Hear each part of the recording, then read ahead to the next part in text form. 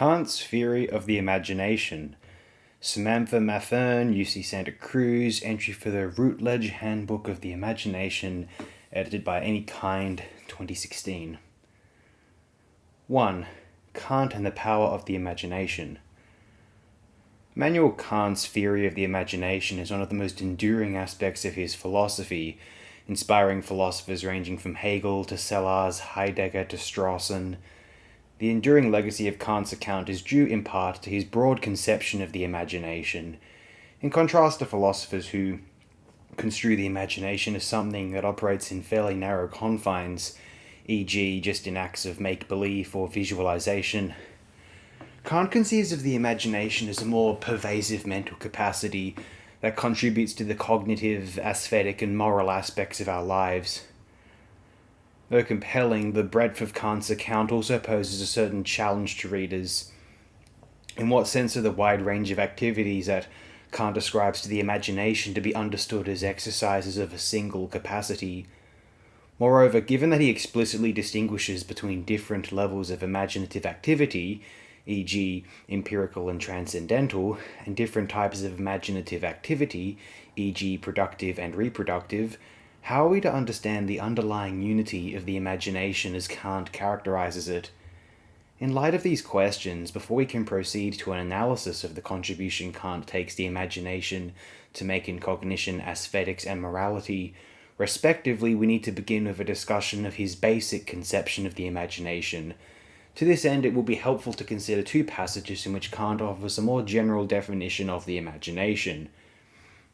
In the first passage, which appears in the so-called B edition of the Critique of Pure Reason, 1787, Kant claims, imagination, Einbildungskraft, is a faculty for representing an object even without its presence in intuition. As this definition suggests, Kant conceives of the imagination as a faculty of representation, more specifically a faculty that is responsible for intuitive, i.e. sensible representations of objects that are not immediately present to us. This often happens when we imagine a physical object or property of an object that is no longer present to us, e.g. when I imagine a Frank Stella painting I saw 2 months ago, or I see a house as having a backside even though I am only looking at its front side. However, as we shall see, on Kant's view, the imagination is not confined to representing objects in only this narrow physical sense. Rather, he takes the imagination to also be able to produce sensible representations of objects that are not present in virtue of being intellectual objects, e.g. concepts and ideas. This happens, for example, in make-believe, when a child sees a stick as a wand, in fiction, when I picture what Natasha from War and Peace looks like, or in mental imagery when I imagine the paragon of moral virtue.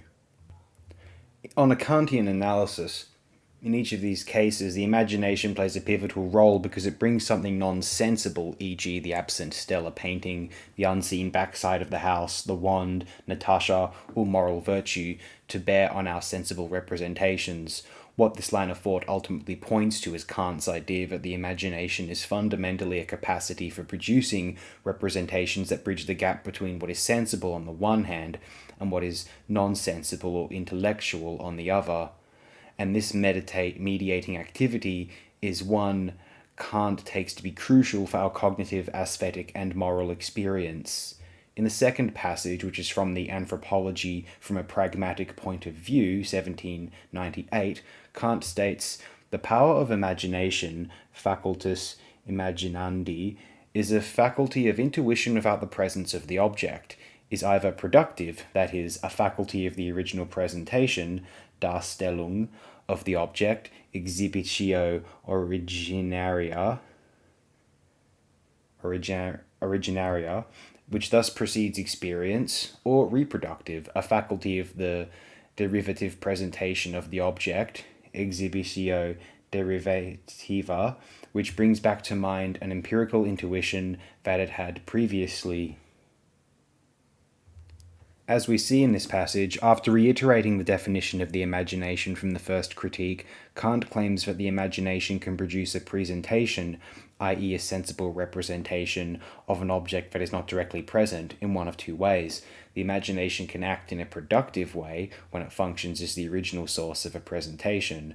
For example, when Tolstoy develops the character Natasha in War and Peace, he produces an imaginative presentation of her that in effect brings her to life. Furthermore, rather than relying on past experiences in its productive exercise, the imagination makes experience possible. Although this can happen at the empirical level, e.g. Tolstoy's creation of Natasha makes the reader's particular experience of her possible, on Kant's view this can also happen at the transcendental level, viz. When the imagination produces original representations that make experience in general possible. Meanwhile, in its reproductive exercise, the imagination acts in a wholly empirical way, producing presentations that are derived from past experience. For example, when I form an imaginative presentation of the Frank Stella painting I saw 2 months ago, I am reliving a past experience rather than bringing something to life. What we learn from the anthropology, then, is that the imagination can mediate between what is sensible and non-sensible in either a productive fashion, in which case it makes particular experiences or experience in general possible, or in a reproductive fashion, in which case it is constrained by past experience.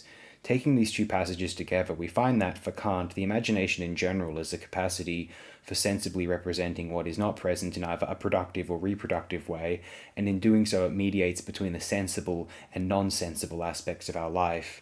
With this overall framework for the imagination in place, we are now in a position to examine the distinctive contribution Kant takes the imagination to make to cognition and perception, aesthetic judgment and artistic creation, and morality. 2. The imagination in cognition and perception. In the first critique, Kant's account of cognition turns on his analysis of the various representational capacities and representations that make cognition possible. In addition to the imagination, he highlights two other capacities, viz. Sensibility and understanding. Kant describes sensibility and understanding in dichotomous terms. Whereas sensibility is a receptive and passive capacity by means of which we are affected by the world, understanding is an active and spontaneous capacity by means of which we think about the world. This dichotomous theme is carried over into Kant's description of the type of representation each capacity is responsible for. While sensibility provides intuitions, which are representations that are immediately related to the object and are singular, understanding provides concepts, which are representations that relate mediately to objects by means of a mark, which can be common to several things. In spite of these differences, however, Kant insists that it is only through the combination of intuitions and concepts that cognition can arise. Intuition and concepts therefore constitute the elements of all our cognition, so that neither concepts without intuition corresponding to them in some way, nor intuition without concepts can yield a cognition. Yet given the contrasts between sensibility and intuition on the one hand, and understanding and concepts on the other, how could they ever be brought together in cognition? In order to answer this question, Kant appeals to the imagination. Both extremes, namely sensibility and understanding, must necessarily be connected by means of this transcendental function of the imagination. Kant claims that the imagination is able to play this intermediary role because it shares features with both sensibility and understanding. As we saw above in 2.4 of the B deduction, he claims that insofar as the imagination produces intuitive, sensible representations, it is aligned with sensibility. However, he maintains that unlike the intuitions of sensibility that arise through passive affection, the intuitive representations, for which the imagination is responsible, are produced through the spontaneous activity of synthesis. On Kant's view, synthesis is an activity that involves different ways in which the manifold of intuition is gone through, taken up, and combined, and he claims that both the imagination and understanding are capable of engaging in it. For this reason, he suggests that the imagination is similar to the understanding. Thus, given its dual nature as a capacity for producing sensible representations through synthetic activity, Kant thinks the imagination is able to mediate between sensibility and understanding in the way that is required for cognition. According to Kant, this imaginative synthesis occurs in different ways in the cognitive context. It proceeds in both an empirical and reproductive way in perception and in a transcendental and productive way that lays the ground for the possibility of experience in general. Let's begin with Kant's account of the imagination's empirical contribution to perception. In a rather striking passage, Kant indicates that imaginative synthesis is a necessary ingredient of perception. No psychologist has yet thought that the imagination is a necessary ingredient of perception itself. This is so partly because it has been believed that the senses do not merely afford us impressions, but also put them together and produce images of objects for which, without doubt, something more than the receptivity of impressions is required, namely a function of the synthesis of them. In this passage, Kant articulates one of the differences between his view and the psychological, i.e., empiricist view of perception. Whereas the empiricists treat perception as a passive process that depends on affection through sensibility alone, Kant insists that perception requires the imaginative activity of synthesis. More specifically, he thinks we need the imagination to put together intuitive representations in order to form a distinctive type of perceptual representation, which he calls an image. This, indeed, is one of the important themes he pursues in his account of perception in both the Transcendental Deduction and in the so-called Schematism chapter. However, before we consider the types of synthesis required for image formation, a few words are in order about the nature of images themselves. One of Kant's most helpful descriptions of images is found in his Metaphysics L lectures from the mid-1770s. My mind is always busy with forming the image of the manifold. The mind must undertake many observations in order to illustrate an object differently from each side. There are thus many appearances of a matter according to the various sides and points of view. The mind must make an illustration from all these appearances by taking them all together. As we see in this passage, Kant uses the term image in what might seem like an unorthodox way. While we often think of image as a representation of a single instant, e.g. a snapshot, he conceives of an image as a sensible representation of an object we perceive from multiple sides and points of view over time, e.g. a three-dimensional image. In other words, for Kant, an image is a single, complex, sensible representation that illustrates the various perspectival appearances, or what Husserl might call adumbrations of an object. For example, when I perceive the pineapple on my table, depending on the position of my body, the lighting conditions, which side of it is facing me, etc., it will appear to me in different ways, and on Kant's view, an image of it unifies the representations of those appearances together in a single, more complex representation of the pineapple from those different sides and points of view. Kant offers his most extended analysis of the empirical synthesis required for image formation in the AODiobook, specifically in his analysis of the so-called threefold synthesis of apprehension, reproduction, and recognition. Of these three syntheses, he attributes apprehension and reproduction to the imagination, reserving recognition for the understanding, and he claims that apprehension and reproduction are distinct but inseparably combined forms of empirical imaginative synthesis that are aimed at image formation. Kant characterizes apprehension as the act through which the imagination runs through and then takes together the manifold of intuition. It successfully gathers together the perceptual representations of an object that unfold across time and space, e.g. the representation of the pineapple in front of me in the morning and the representation of it across the room from me at night. However, Kant says that apprehension of the manifold alone would bring forth no image. Was there not a subjective ground for calling back a perception from which the mind has passed to another, i.e. a reproductive faculty of the imagination? As this passage indicates, on Kant's view, the synthesis of reproduction is what allows us to call back representations in the manifold that are past and combine them with what we are representing here and now, e.g. now that it is evening, calling back the representation of the backside of the pineapple I formed in the morning. Kant aligns the synthesis of reproduction with what the empiricists call association and suggests that the laws that govern association are merely empirical, based on the representations we have often associated with each other in the past, what Hume calls custom and habit. On Kant's view, once apprehension successfully takes up representations in the manifold and reproduction calls forth representations from the past, we are able to form the sorts of images that are required for perception. However, this is not the whole story of imaginative synthesis in the deduction, for Kant argues that the empirical syntheses of apprehension and reproduction are, in turn, made possible by the transcendental synthesis of the productive imagination.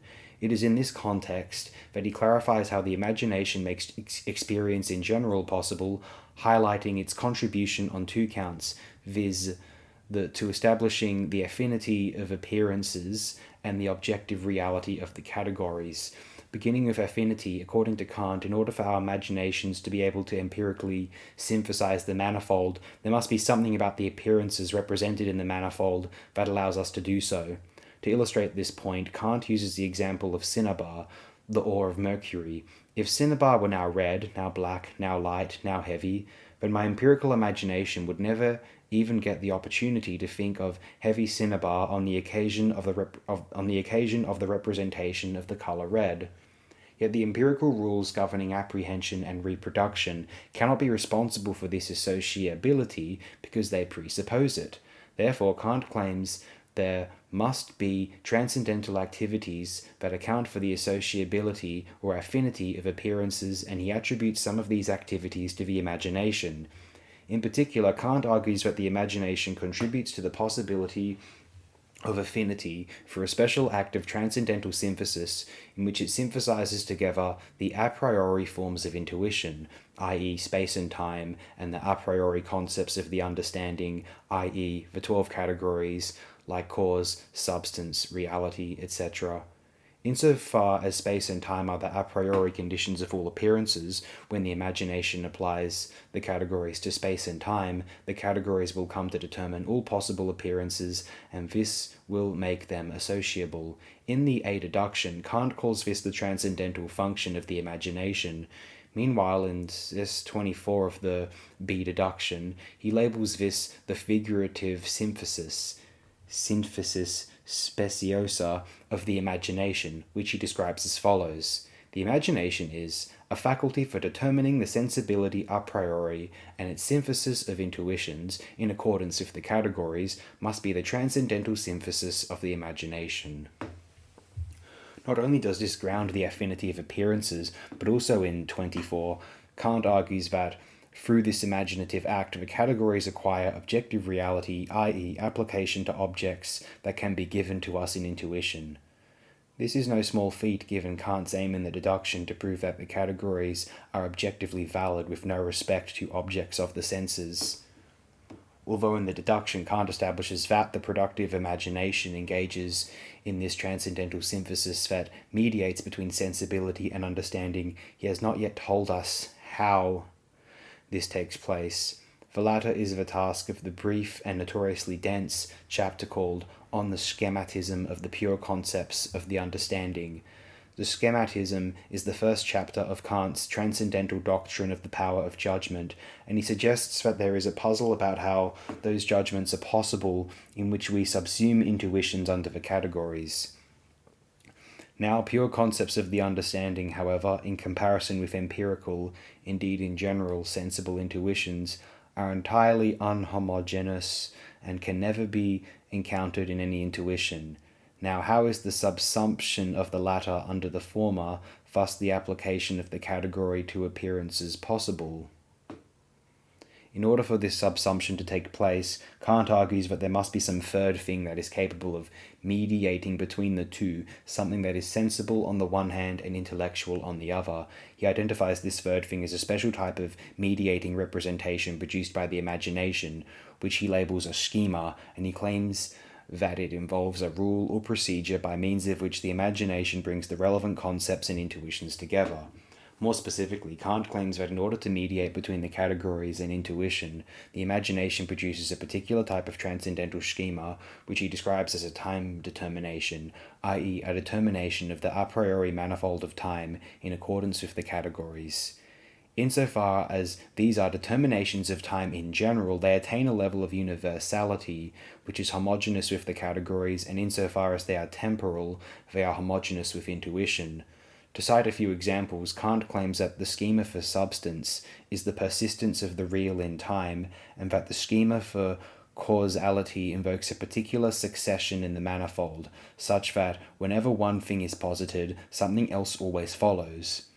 Another interesting example with respect to Kant's theory of mathematics is the schema of magnitude, under which heading falls the concepts of unity, plurality, and totality. The pure schema of magnitude, quantitas, however, as a concept of the understanding, is number, which is a representation that summarizes the successive addition of one homogeneous unit to another. After discussing the schemata that are connected to each category, Kant concludes his discussion by reiterating the idea that the productive imagination, here in its schematizing activities, contributes to the objective significance of the categories. The schemata of the concepts of pure understanding are the true and sole conditions for providing them with a relation to objects, thus with significance. Bedeutung. Although this analysis of transcendental schematism takes place at a high level of abstraction, Kant also discusses two more sensible forms of schematism. The schematism of pure sensible, mathematical concepts, e.g. the concept triangle, and of empirical concepts, e.g. the concept dog. This discussion returns him to a different theme in the deduction, viz. That of image formation. Kant claims that these sensible schemata are that through which and in accordance with which the images first become possible. According to Kant, in the schematism, an image is a sensible presentation that must be connected with the concept, and it is once again a schema that mediates this connection between the sensible and conceptual. More specifically, Kant suggests that we should think of these more sensible schemata as monograms, i.e. basic outlines or gestalts we have in our minds that represent the relevant concept in sensible form, e.g. the schema for the concept triangle is a vague outline of an enclosed three-sided figure, and the schema for the concept dog is a basic gestalt of the generic features of dogs, e.g. being four-legged, furry, slobbery, etc. However, Kant insists that these schemata are not to be confused with images. Whereas images are particular representations of an object we currently perceive, a schema is a generic representation that is supposed to apply to multiple instances of a concept. E.g., my schema for triangles must apply to equilateral and right alike. On his view, schemata make images possible because the monograms that they involve serve as rules or procedures we follow in synthesizing various manifolds of intuition in accordance with one and the same concept. So understood, the schema serves as something like a stencil we follow when we engage in the sorts of empirical synthesis required for image formation.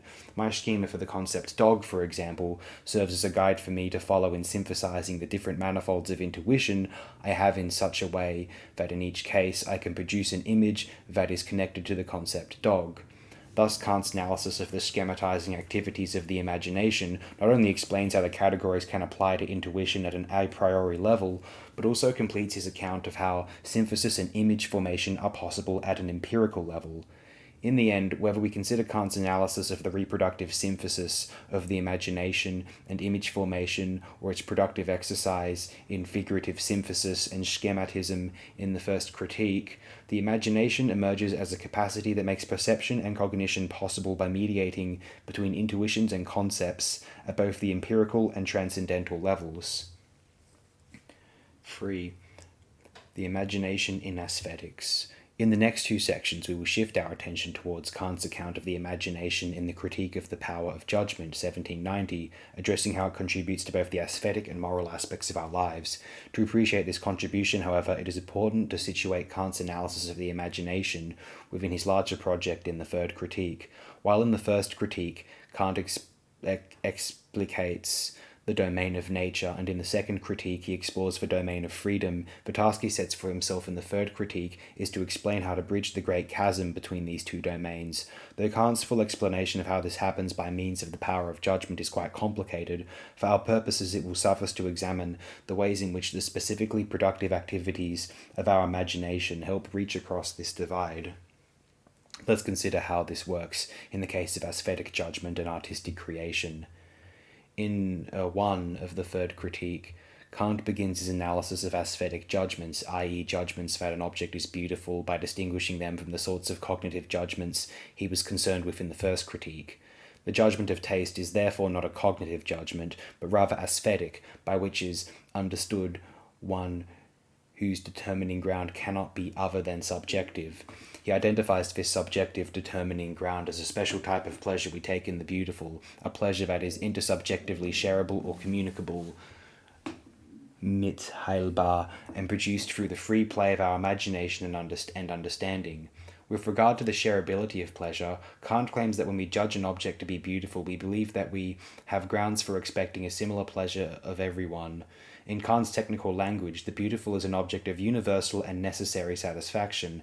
However, given that not every felt pleasure is one we can expect all other human beings to share with us, e.g., though I find the taste of pineapple pleasurable, you may not, the question becomes how to account for the distinctive type of shareable pleasure we feel in the beautiful. In 9, Kant answers this question by appealing to the notion of the free play of the imagination and understanding. In this section, he takes up the question of whether in a judgment of taste the feeling of pleasure precedes the judging of the object, or whether the judging of the object precedes the pleasure. He rules out the first option, because he argues that if the pleasure came first, then the judgment would be grounded on what is agreeable to our senses, something that is of only private validity. By contrast, he claims that if pleasure in the beautiful is grounded in the judging of the object, insofar as this judging involves something that is communicable, then the pleasure will be communicable as well.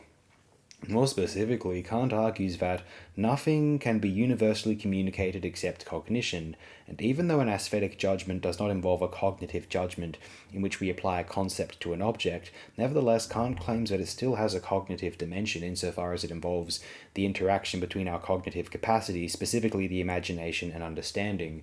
As he tends to make this point, aesthetic judgments involve a state of mind that is at work in cognition in general. That being said, Kant argues that in aesthetic judgment, the imagination and understanding are proportioned to each other in a special way, viz., in a state he describes as free play. The powers of cognition that are set into play by this representation of the beautiful are hereby in a free play, since no determinate concept restricts them to a particular rule of cognition. In this state of free play, Kant suggests that there is a particular harmony that arises between the capacities. They are enlivened through mutual agreement, and the inner relationship between the capacities is optimal for the animation of both powers of the mind, the one through the other. Now, according to Kant, being in a state of free play while judging the object gives rise to pleasure, and insofar as the state itself is shareable, the subsequent pleasure can be shareable as well. This merely subjective, aesthetic judging of the object precedes the pleasure in it, and is the ground of this pleasure in the harmony of the faculties of cognition. Though this account of pleasure plays a pivotal role in Kant's analysis of judgments of taste, the idea that the imagination here engages in a state of free play is important for his overall goal in the third critique. On his view, unlike in its reproductive exercise, where the imagination is subjected to the laws of association, in aesthetic judgment, the imagination acts in a way that is productive and self-active. The imagination no longer has to synthesize a manifold in light of a particular concept, but is rather free to explore or play with putting the manifold together in a multitude of different ways. For example, when we look at Caravaggio's The Calling of St. Matthew, we do not have to see it simply as instancing one concept, say, chiaroscuro, though we can see it through this lens. We are free to also see it in terms of, say, the foreground-background structure, the use of color, how the painting conveys the feeling of responsibility, etc. This being said, although the imagination plays in a free way in aesthetic judgment, on Kant's view, it must nevertheless be in free play with the understanding. For this reason, Kant characterizes the imagination state as one of free lawfulness. On his view, the imagination state is lawful because even without a specific concept guiding it, our imaginative activity must still accord with the understanding's demand that there be unity in what the imagination synthesizes. When looking at the Caravaggio painting, my imagination must still help me see it in ways that are unified and ordered. Were I to detect only chaos, this would not be a state of free play. Setting the details aside, what is ultimately significant about free play for Kant's overarching purposes is that it is a state in which, although we encounter spatial and/or temporal objects, i.e., objects that belong to the sensible world, we are exercising our imaginative capacities in a way that is free with respect to these objects. A second way in which the imagination's aesthetic activities contribute to the mediation between nature and freedom emerges in Kant's analysis of artistic activity, especially of genius. Kant defines genius as the exemplary originality of the natural endowment of a subject for the free use of his cognitive faculties. In 49, he identifies the relevant cognitive faculties as the imagination and understanding, and, echoing his account of aesthetic judgment, he argues that unlike in cognition, in genius the imagination relates to the understanding in a free way. In the use of the imagination for cognition, the imagination is under the constraint of the understanding and is subject to being adequate to its concept. In an aesthetic respect, however, the imagination is free to provide, beyond that concord with the concept, unsought, extensive, undeveloped material for the understanding. On Kant's view, when the artist's imagination relates to the understanding in this free way, it reveals itself as a productive capacity that can act creatively. The imagination, as a productive cognitive faculty, is namely very powerful in creating as it were another nature out of the material the real one gives us. In this we feel our freedom from the law of association. According to Kant, when the artist's imagination acts in this productive and creative way, it produces a special type of imaginative representation that he labels an aesthetic idea, i.e., the idea that is expressed through her work of art. Kant defines an aesthetic idea as follows. In a word, the aesthetic idea is a representation of the imagination associated with a given concept, which is combined with such a manifold of partial representations in the free use of the imagination that no expression designating a determinate concept can be found for it. Notice that Kant claims an aesthetic idea as a representation of the imagination that is connected to a given concept. On his view, in order for an activity to count as art, the artist must be guided by some intention she sets through her understanding, i.e., some determinate concept of the product as an end, however vague or changeable this concept may be. Once the artist has a concept, Kant claims that her imagination sets to work in producing an aesthetic idea that simultaneously presents and expands that original concept. He maintains that the artist does this by adding aesthetic attributes to the concept, i.e., imaginative representations that are connected to though not logically contained in the concept. Consider, for example, Yeats's poem Sailing to Byzantium, the guiding concept of which is something like the state of one's soul at the end of one's life. On a Kantian analysis, by means of powerful images, aesthetic attributes, like an old man sailing away to Byzantium, seas teeming with salmon and mackerel, tattered coats on sticks, gold mosaics, dying animals, etc., Yeats produces an aesthetic idea which articulates and expands his original concept in a rich way. As Kant might make this point, Yeats adds to a concept a representation of the imagination that belongs to its presentation, but which by itself stimulates so much thinking that it can never be grasped in a determinate concept, hence which aesthetically enlarges the concepts itself in an unbounded way. The imaginative world of this poem is so expansive that we can find no determinate concept or single interpretation that would adequately capture the wealth of meaning that it contains. From a Kantian perspective, then, Yeats's genius consists in his natural talent for exercising his imagination in a free, productive, and creative way in order to extend concepts beyond their ordinary limits. This, in turn, points toward the way genius mediates between nature and freedom. To begin, insofar as genius is a natural talent for free activity, there is something about the artist herself that unifies nature and freedom. Moreover, insofar as the production of an aesthetic idea involves an artist freely transforming nature in light of her concepts and ends, genius signals a way in which, if we act in accordance with principles that lie higher in reason, nature can be transformed by us into something entirely different, namely into that which steps beyond nature. 4. The moral imagination. The final dimension of Kant's account of the imagination that we shall consider pertains to morality and his claim that the imagination can help bridge the gap between nature and freedom in virtue of the role it plays in aesthetic contexts that have a specifically moral dimension. In particular, in his analysis of aesthetic ideas, beauty as a symbol of morality, and the sublime, he argues that the imagination helps us see how we as moral agents can have influence on the sensible world. Beginning with the moral significance of aesthetic ideas, Kant says that some aesthetic ideas make sensible rational ideas. On his view, rational ideas are a special class of ideas that involve concepts that lie beyond experience, in the sense that an object that corresponds to them can never be given in intuition, e.g., ideas like freedom and the highest good. Kant claims that oftentimes artists will develop aesthetic ideas that strive to sensibly present these rational ideas, and this process can be morally valuable insofar as it offers us moral encouragement. On his view, these aesthetic ideas give rational ideas the appearance of an objective reality, i.e., they make it seem as if rational ideas can in fact be realized in sensible ways. Consider, for example, Kant's description of the ideal of beauty in 17. According to Kant, the ideal of beauty is an aesthetic idea that represents a human being as both a sensible and moral exemplar.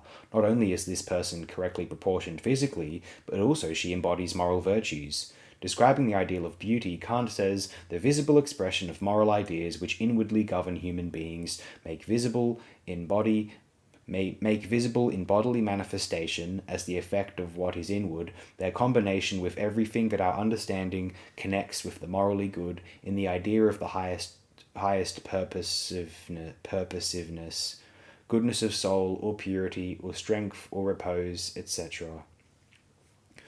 Insofar as this aesthetic idea and others like it present us with a picture of how our moral ideas can be realized by an embodied human being, they encourage us in our attempts to do the same.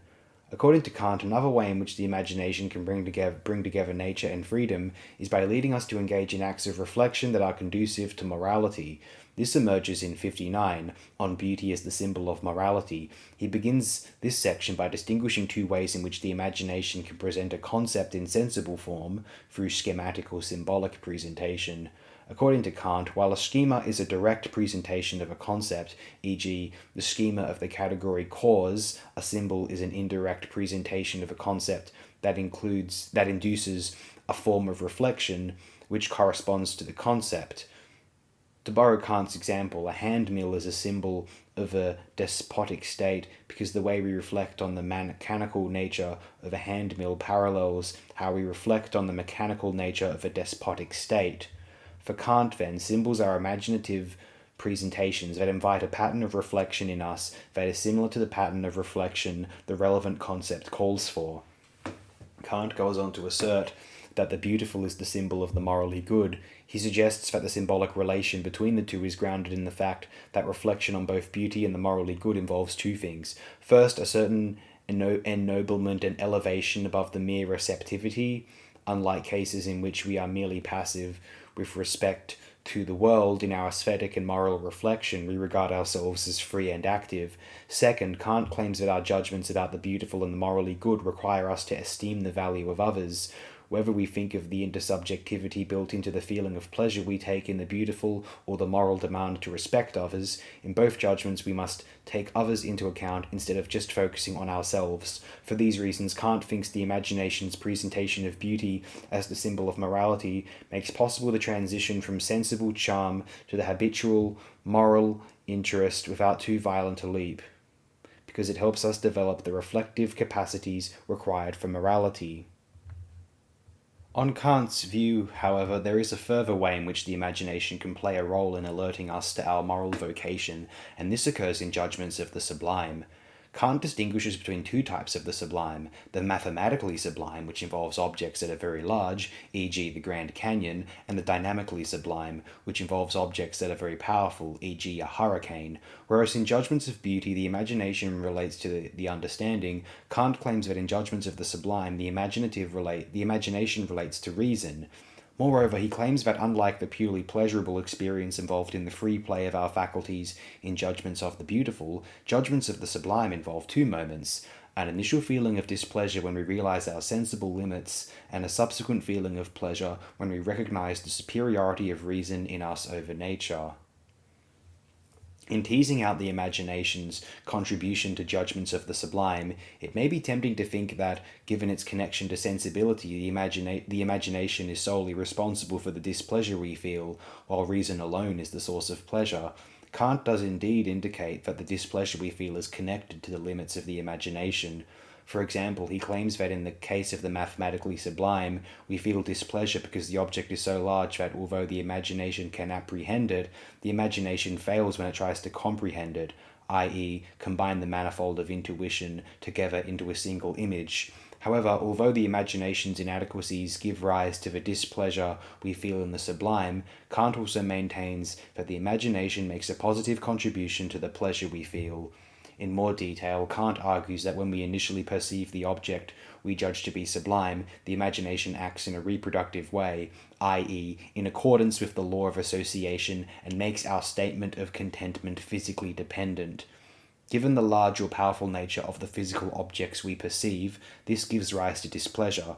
Yet Kant argues that there is a second moment in the sublime, a moment in which the imagination discovers that it has a higher vocation, viz., serving as an instrument of reason. The very same imagination, in accordance with principles of the schematism of the power of judgment, consequently to the extent that it is subordinate to freedom, is an instrument of reason and its ideas, a power to assert our independence in the face of influences of nature, to diminish the value of what is great according to these, and so to place what is absolutely great only in the subject's, own vocation. Part of our feeling of pleasure in the sublime, then, stems from the imagination finding that it is not just bound by nature, but has a higher calling to act in accordance with reason and freedom. This is yet another expression of how the imagination spans across the domains of nature and freedom, insofar as its interaction with a natural object reveals our ability as free agents to rise above natural constraint. In the end, whether we consider aesthetic ideas, beauty as a symbol of morality, or the sublime, we find Kant highlighting the significant moral function of the imagination as it mediates between nature and freedom, encouraging us to see the former as something that can be transformed in light of the latter, and making us aware of the latter within us. This, however, is but another way in which the imagination plays its fundamental role in Kant's system, bridging the gaps in human life, enabling us to see beyond what is here and now to the rich layers of meaning that give our human world its texture.